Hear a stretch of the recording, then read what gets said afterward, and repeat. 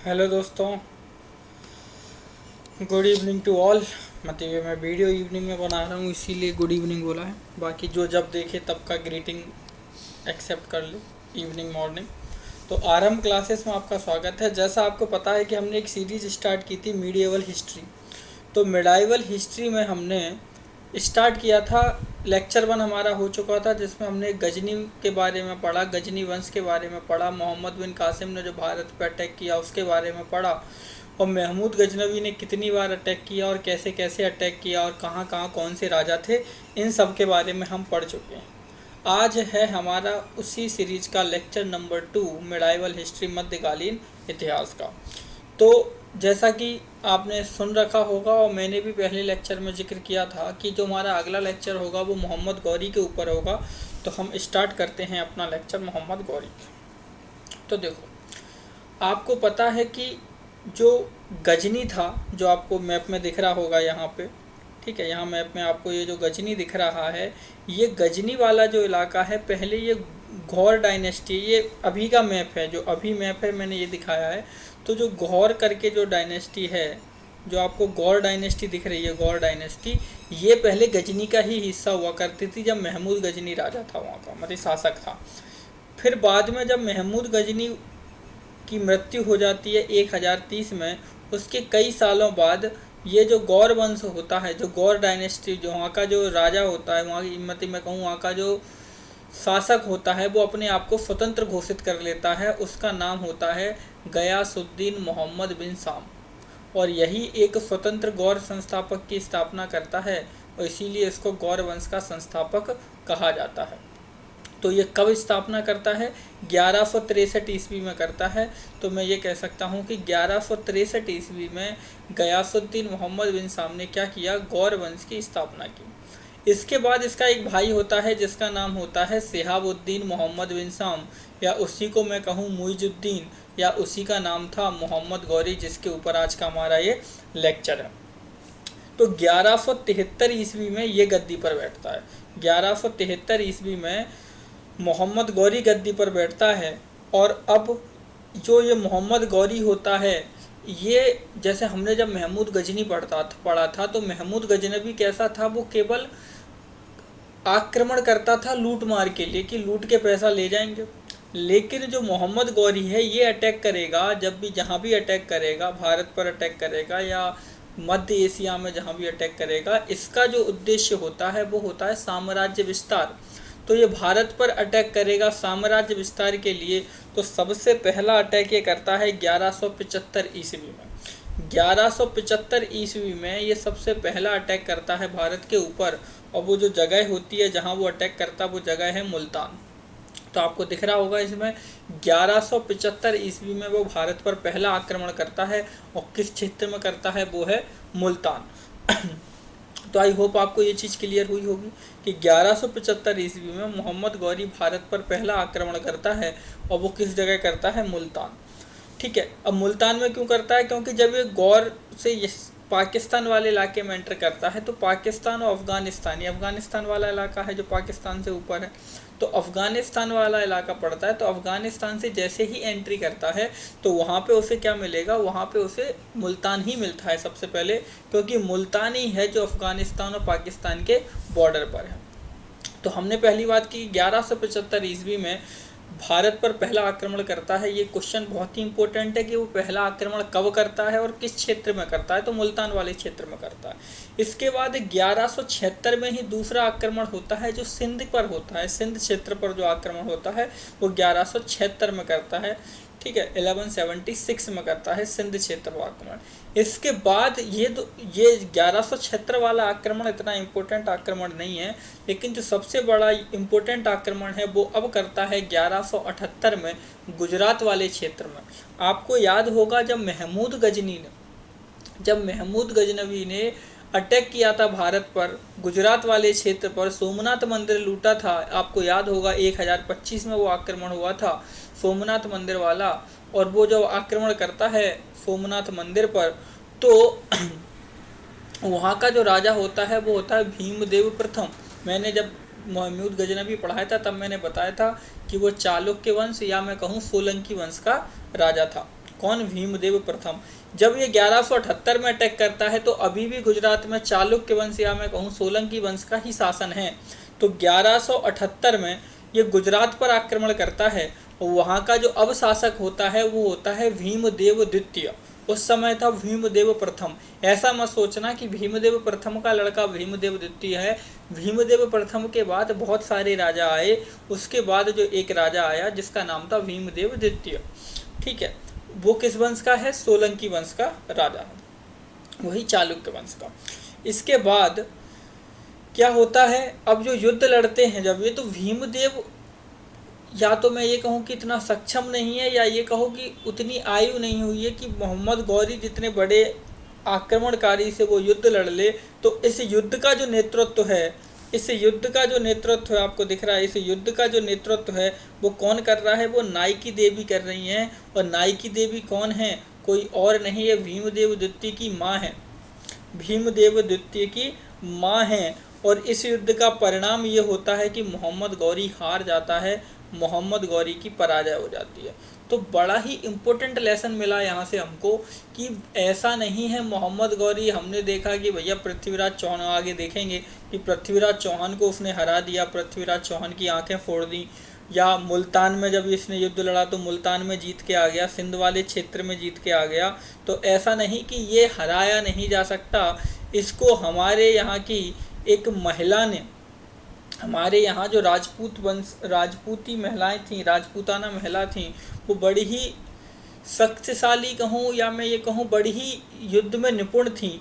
जैसे आपने नाम मराठाओं में नाम सुना होगा, मराठा महिला थी जो हमारी रानी लक्ष्मीबाई थी, जो हम आगे पढ़ेंगे, ठीक है। तो ऐसे ही नायकी देवी का नाम बहुत कम लोगों को पता है, लेकिन नायकी देवी ने मोहम्मद गौरी को उसके भारत में पहला पराजय का स्वाद चखाया था। तो मोहम्मद गौरी की पराजय हो जाती है और यह मोहम्मद गौरी की भारत में पहली हार होती है।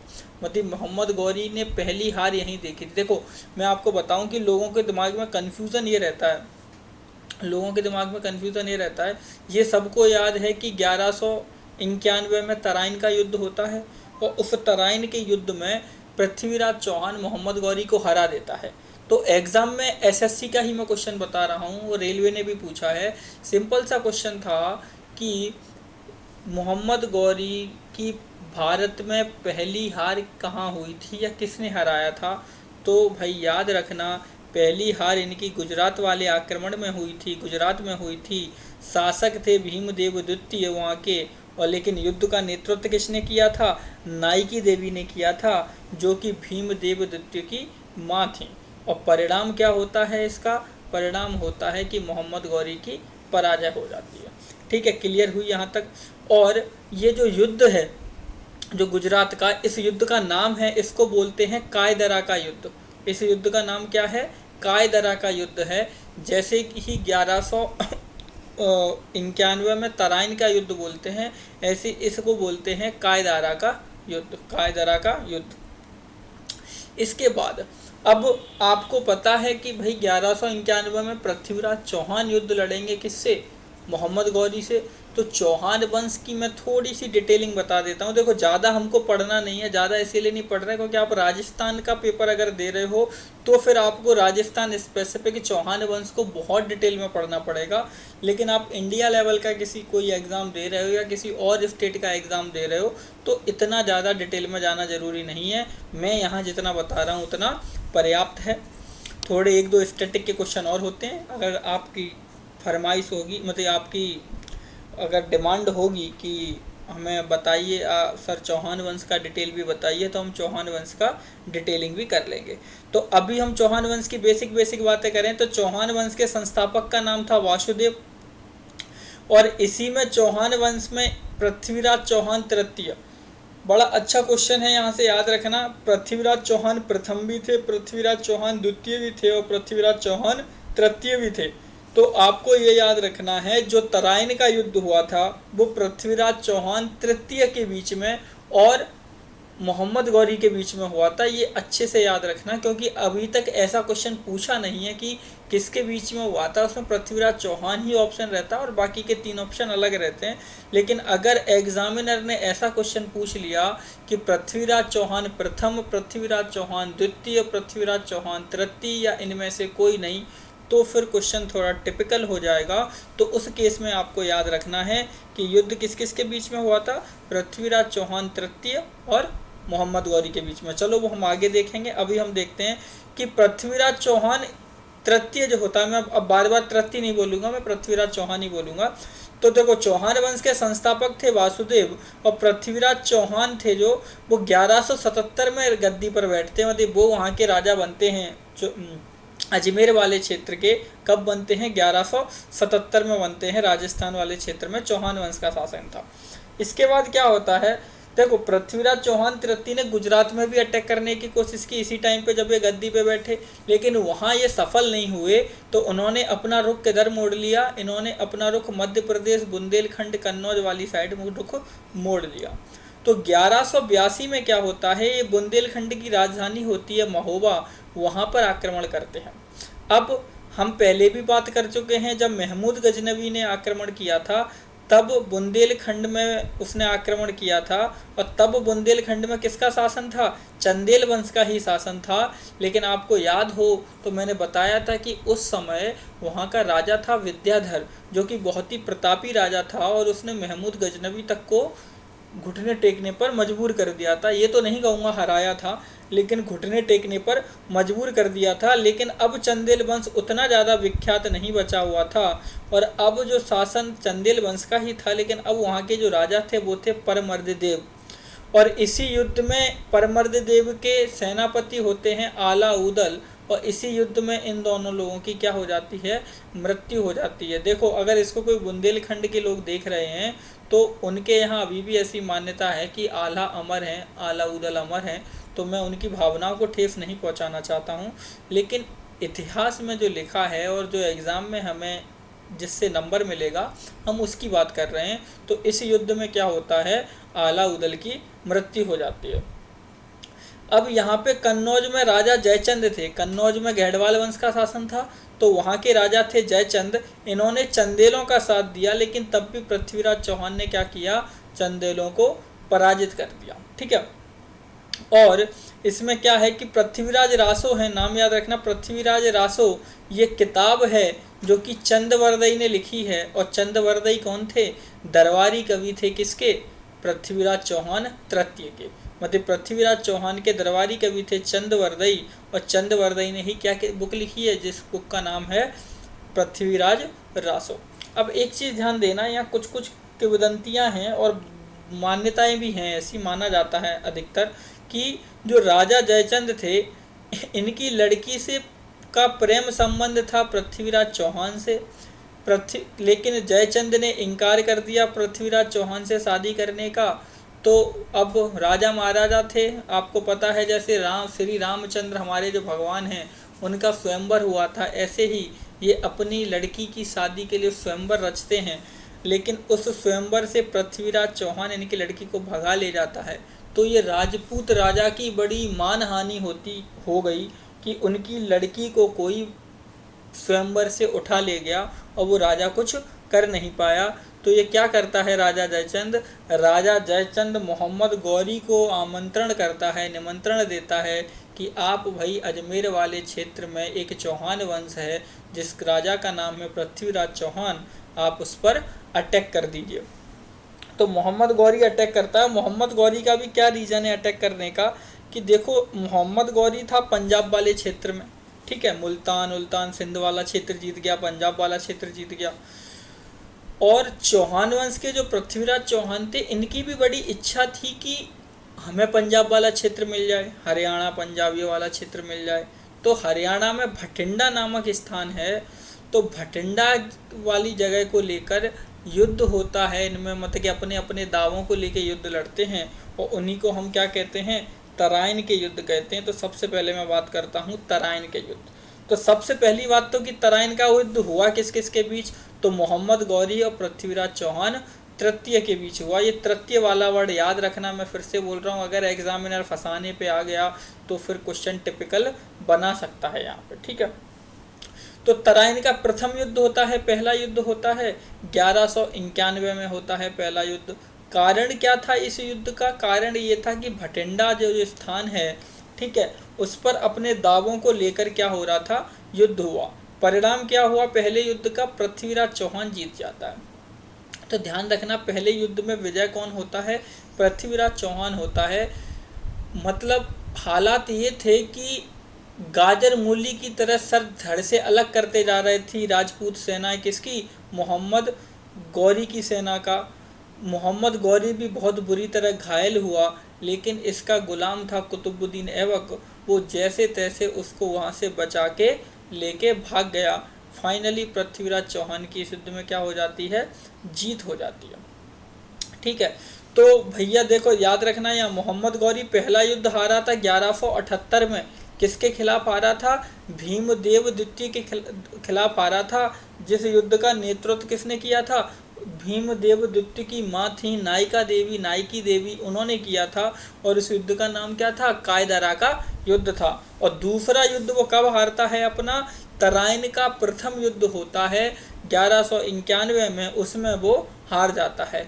लेकिन फिर वो दुगनी तैयारी के साथ एक साल बाद तुरंत लौट के आता है। तो 1192 में वो अपना द्वितीय युद्ध होता है, वही तराइन वाले क्षेत्र में होता है, तो उसको तराइन का द्वितीय युद्ध कहा जाता है। और इसमें परिणाम ये होता है कि मोहम्मद गौरी जीत जाता है, ठीक है। अब इसमें अलग अलग कहानियां हैं, मैं आपको बताऊं। इसमें ऐसा कहा जाता है कि मोहम्मद गौरी पृथ्वीराज चौहान को बंदी बनाकर ले गया और उनकी दोनों आंखें फोड़ दी। मोहम्मद गौरी ने जब ऐसा किया तो पृथ्वीराज चौहान जब बंदी बन के गए थे तो उनके साथ बंदी बन के उनका दरबारी कवि जो चंदवरदई था वो भी गया था। अब आप सोच रहे होंगे सर चंदवरदई का क्या काम है युद्ध में, वो तो कवि था। वो कवि के साथ साथ पृथ्वीराज चौहान का एक बहुत अच्छा मित्र भी था। तो चंदवरदई साथ में जाता है और चंदवरदई मोहम्मद गौरी को कहता है कि पृथ्वीराज चौहान जो हैं इनको शब्द भेदी बाण चलाना आता है। लेकिन मोहम्मद गौरी भरोसा नहीं करता है इस बात का कि इनको शब्द भेदी बाण चलाना आता है। तो वो कहते हैं कि चलो एक ट्रायल ले लेते हैं कि आता है या नहीं आता है। तो पृथ्वीराज चौहान की दोनों आंखें तो फूटी चुकी थी, फोड़ी दी जा चुकी थी, मतलब मोहम्मद गौरी ने उनकी दोनों आंखें फोड़ दी थी। तो इसके बाद क्या आता है? इसके बाद जो होता है तो इशारों में चंदवरदई बताता है किसको? पृथ्वीराज चौहान को कि मोहम्मद गौरी कितनी दूर बैठा है।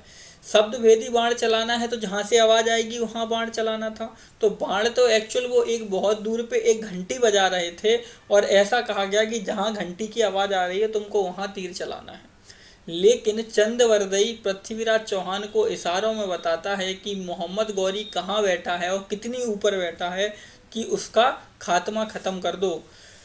तो वो एक इशारों में कहता है, बड़ा फेमस ये वाक्य है कि 4 बांस 40 गज अंगुल अष्ट प्रमाण, ता ऊपर सुल्तान है मत चूको चौहान। तो ऐसा कहा जाता है कि चंदवरदई ने अपनी किताब में लिखा है पृथ्वीराज रासो में कि ऐसा हुआ था कि वो जब तीर चलाते हैं तो मोहम्मद गौरी की मृत्यु हो जाती है और बाद में चंदवरदई और पृथ्वीराज भी आत्महत्या कर लेते हैं।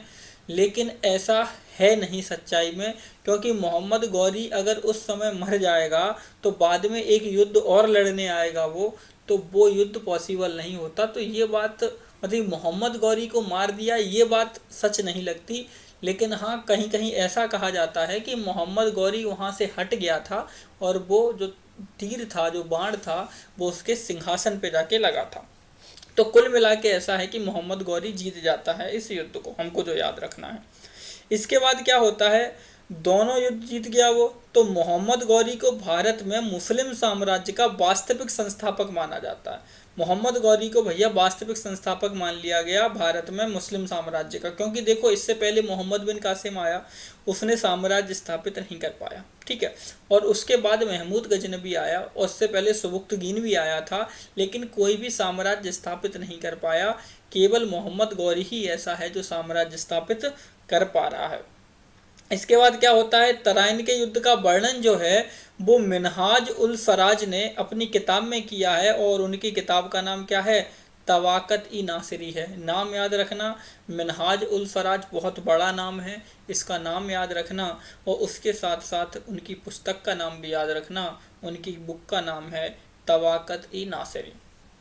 इसके बाद क्या होता है, देखो तराइन की द्वितीय युद्ध में जब मोहम्मद गौरी पृथ्वीराज चौहान से युद्ध लड़ने आ रहा था, तो मोहम्मद गौरी आ रहा था तो पृथ्वीराज चौहान ने जयचंद से, जो कहाँ का राजा था, कन्नौज का राजा था, ठीक है, जयचंद से सहायता मांगी थी कि भैया आप हमारा सपोर्ट कर दो तो हम मिलके क्या करेंगे, मोहम्मद गौरी को हरा पाएंगे। लेकिन जयचंद ऐसा नहीं करता है, और जिसका भुगतान जयचंद को 2 साल बाद भुगतना है।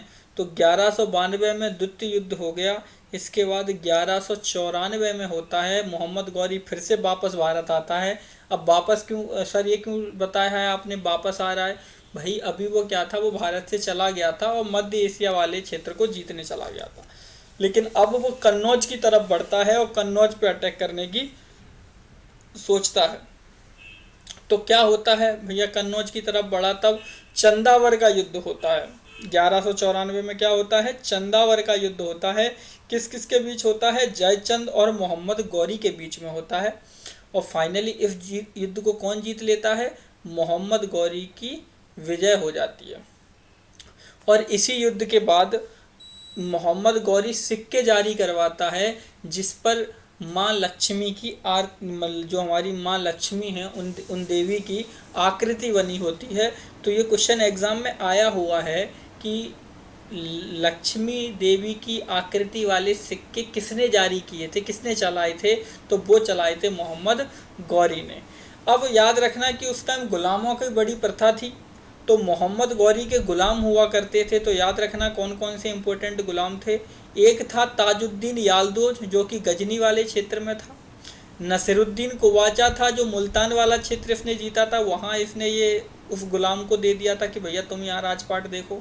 एक था कुतुबुद्दीन ऐबक, जिसको तो हम बहुत अच्छे से पढ़ने वाले, अभी आगे ये दिल्ली में है, हम दिल्ली सल्तनत ही पढ़ेंगे। और इसके बाद एक था बख्तियार खिलजी, जो कि बंगाल वाले क्षेत्र में था। बंगाल देखो, जब इधर तराइन के युद्ध लड़े जा रहा था मोहम्मद गौरी, उसी समय बख्तियार खिलजी बंगाल में युद्ध लड़ने चला गया। और बंगाल में उस समय सैन वंश का शासन था। कौन था, सैन वंश का शासन था। और वहाँ के जो राजा थे बंगाल के, वो थे लक्ष्मण सेन जी, ठीक है। तो एक बात याद रखना बख्तियार खिलजी की, कि बख्तियार खिलजी ने ही नालंदा विश्वविद्यालय और विक्रम विश्वविद्यालय को जलवा दिया था। ये बड़े अच्छे से याद रखना, ये क्वेश्चन एग्जाम में आ चुका है कि नालंदा विश्वविद्यालय और विक्रम विश्वविद्यालय किसने जलवाए थे, मतलब किसने जलाया था, तो बख्तियार खिलजी ने ये जला दिए थे। इसके बाद क्या होता है, 15 मार्च 1206 में मोहम्मद गौरी की हत्या कर दी जाती है। देखो ये जितने आक्रमण हुए हैं, बड़े बड़े राजा हार जाते थे, लेकिन जो हमारे दस्यु कहूँ या मैं डाकू वाला, या जो हमारा क्षेत्र है, मतलब कि जब ये जाते थे तो बीच में कहीं कहीं डाकू वाला एरिया पड़ता था। तो डाकू लोगों ने, जैसे महमूद गजनवी जब वापस जा रहा था, तो आपको याद हो कि जब सोमनाथ मंदिर लूट के जा रहा था तो लोगों ने उसे बहुत परेशान किया था, डाकुओं ने, ठीक है। तो ऐसे ही इस बार जब मोहम्मद गौरी है तो वहाँ से निकल रहा था, तो इसकी दस्यु नामक जगह पर, दमयक नामक जगह पर, माफ़ कीजिएगा, दमयक नामक जगह पर 15 मार्च 1206 को हत्या कर दी जाती है डाकुओं द्वारा। और यहीं पर मोहम्मद गौरी का चैप्टर क्या हो जाता है, ख़त्म हो जाता है। इसके बाद जो हमको पढ़ना है अब, वो मेनली पढ़ना है हमें कुतुबुद्दीन ऐबक, मतलब दिल्ली, और अब हम पढ़ेंगे इसके बाद दिल्ली सल्तनत के बारे में। तो इस लेक्चर के लिए इतना ही।